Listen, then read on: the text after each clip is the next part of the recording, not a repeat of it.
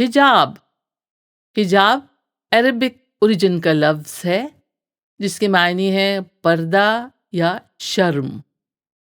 حجاب لفظ اردو میں کئی معنوں میں استعمال ہوتا ہے، جیسے وہ رومال یا نقاب یا کپڑا یا ویل جو لڑکیاں عورتیں پردے کے لیے اپنے سروں اور چہروں کو چھپانے کے لیے استعمال کرتی ہیں۔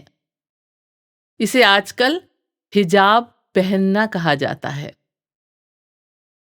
لفظ حجاب حیا، لجہ اور شرم کے لیے بھی استعمال ہوتا ہے، جیسے کہتے ہیں ایک دم وہ میرے سامنے آ گئی، اس نے حجاب سے اپنی نظریں جھکا لیں۔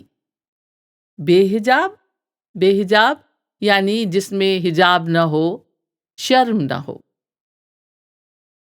بے حجاب لفظ بے تکلف، بے شرم، بے لحاظ کے لیے بھی استعمال ہوتا ہے، اور اسی سے لفظ بنا ہے بے حجابانہ۔ جیسے کہتے ہیں اب لڑکیاں بے حجابانہ ہر موضوع یعنی ٹاپک پر گفتگو کر لیتی ہیں۔